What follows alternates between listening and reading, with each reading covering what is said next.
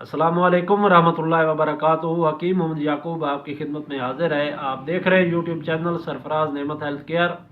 आज का जो मेरा नुस्खा है ये सफ़ूफ़ तेज़ाबियत के नाम से है।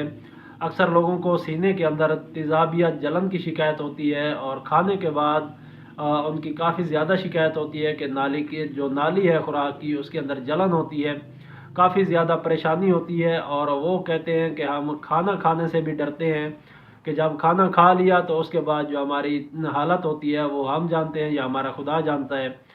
तो इस तरह जो इनके जो मामलात होते हैं वो इस जो नुस्खा मैं आपके सामने रखने जा रहा हूँ ये तेज़ाबियत का तोड़ है, ज़बरदस्त तोड़ है तेज़ाबियत का।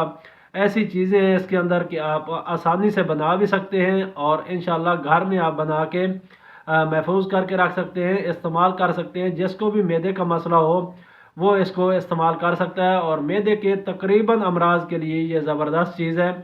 तेज़ाबियत हो जाती है मैदे के अंदर, खट्टे डिकार आते हैं या फिर जलन होती है खुराक की नाली के अंदर, या ऐसे मरीज़ जिनको मैदा का वरम हो जाता है, उनका जो मैदा है वो फूल जाता है, अपने हजम में बढ़ जाता है, भूख बंद हो जाती है।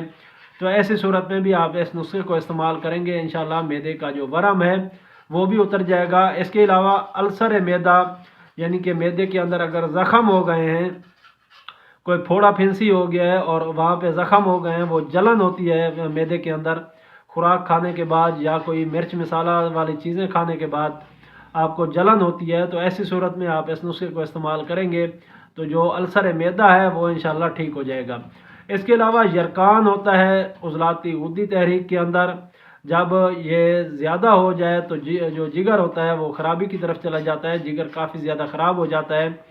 असल में होता ये है कि जिगर के अंदर जो मवाद होता है वो रुक जाता है और वो मुताफ़िन हो जाता है। जब वो मुताफ़िन होता है तो वो इर्द गिर्द अपने जो जिस्म होता है जहाँ पे वो मवाद मौजूद होता है उसको खाना शुरू कर देता है। तो जो जिगर होता है वो इसी तरह ख़राब होता जाता है। ऐसा ऐसा जब जिगर ख़राब हो जाता है तब जाके हमें पता चलता है कि भाई हमें तो यरकान हो गया था काफ़ी ज़्यादा और वो अब जो है वो हद से बढ़ चुका है। तो ऐसी सूरत में आप परेशान ना हों, आप इस नुस्खे को इस्तेमाल करें। इंशाल्लाह चंद दिन चंद हफ्ते इस्तेमाल करेंगे तो आपका जो जिगर है वो बिल्कुल तरोताज़ा और अपनी सही हालत में आ जाएगा और उसके जो फुजलात हैं जिगर के अंदर रुके हुए, पूरे जिस्म के अंदर रुके हुए, वो सारे खारिज हो जाएंगे इंशाल्लाह। इसके अलावा घबराहट होती है, दिल की घबराहट होती है, बेचैनी महसूस होती है, चैन नहीं आता इंसान को, तेज़ी होती है जिस्म के अंदर, ऐसे महसूस होता है कि बस कोई ऐसी चीज़ हमारे ऊपर असरअंदाज हो रही है कि वो मरीज़ जो होता है वो बता भी नहीं सकता, लेकिन वो बेचैन भी रहता है। उसका अपना जिस्म जो है वो सुकून में नहीं होता, उसको बार बार बेचैनी महसूस होती है। तो ऐसी सूरत में भी आप इस नुस्खे को इस्तेमाल करेंगे, आप ज़बरदस्त इसके रिज़ल्ट पाएंगे। और इसमें आप जो चीज़ें हैं वो नोट कर लें।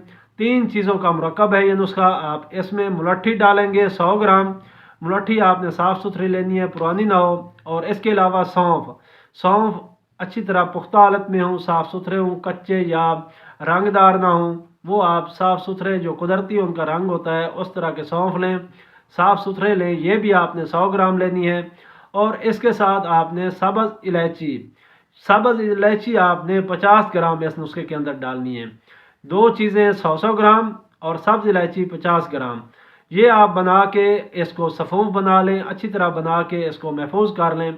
इसका 1 माशा से लेके 2 माशा तक यानी कि छोटा आधा चम्मच चाय वाला ये आप खाने के बाद ताज़े पानी से यानी कि खाने के 1 घंटे बाद ताज़े पानी से ले सकते हैं। आप इंशाल्लाह सुबह दोपहर शाम इसको लेंगे तो आपकी जो मैदे के अंदर काफ़ी सारे जो अमराज हैं वो इससे ठीक हो जाएंगे। इसका अपना जो मिजाज है वो 5 नंबर है, यानी कि गुद्दी आसाबी गरम तारा है इसका मिजाज। ये जिगर को खोलता है, जिगर के अंदर जितने भी सुद्दे होते हैं, जिगर के अंदर जितना भी मवाद रुका हुआ होता है उसको ये खारिज कर देता है और जो जिगर है वो अपने सही हालत में तरोताज़ा हो जाता है और पूरे जिस्म को इसका फ़ायदा होता है। क्योंकि अगर आपका जिगर सही नहीं है तो ना तो आपके जिस्म को खुराक सही मिलेगी और ना जिस्म की सफाई होगी। ये दोनों काम जिगर के ज़िम्मे हैं। तो खुराक जिस्म के अंदर पहुंचाना, पूरे जिस्म को खुराक देना और उसके जो फजलात हैं उनका अखराज करना ये जिगर के ज़िम्मे है। अगर जिगर सही नहीं है तो पूरी बॉडी जो है आपकी वो बिल्कुल ख़राब हो जाएगी। ایک تو اس کو خوراک نہیں ملے گی، جتنی اچھی سے اچھی چیز آپ کھا لیں یا جتنی مہنگی سے مہنگی چیز کھا لیں، جتنی سستی چیز کھا لیں، کوئی جسم کے اندر اثرات نہیں ہوں گے اور آپ بیمار ہی رہیں گے۔ اور اس کے ساتھ ساتھ جو جسم کے اندر فضلات ہیں، یعنی کہ قبض ہے، پسینہ ہے، پیشاب ہے، اور اس کے علاوہ اور بھی کافی سارے مواد جو جسم کے اندر جو خلیات ہوتے ہیں وہ مردہ ہو جاتے ہیں، ان کی صفائی بھی جگر کے ذمہ ہوتی ہے۔ جب یہ مردہ خلیات خارج ہو جاتے ہیں تو ان کی جگہ لینے کے لیے نئے خلیات جسم کے اندر بن جاتے ہیں۔ اگر پرانے جو خلیات ہیں وہ خارج نہیں ہوں گے تو ان کی جگہ بھی خالی نہیں ہوگی، تو دوسرے جو نئے خلیات ہیں وہ بھی نہیں بنیں گے۔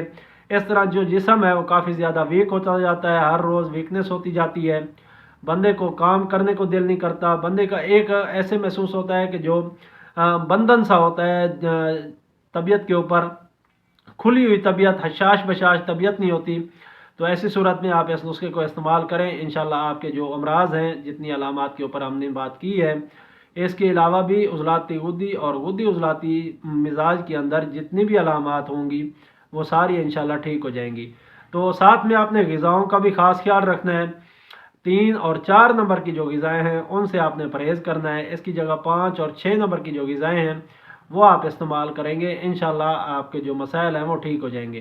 یہ غذائی چارٹ آپ کو اسی چینل کے اوپر ویڈیوز کی شکل میں بھی مل جائیں گے۔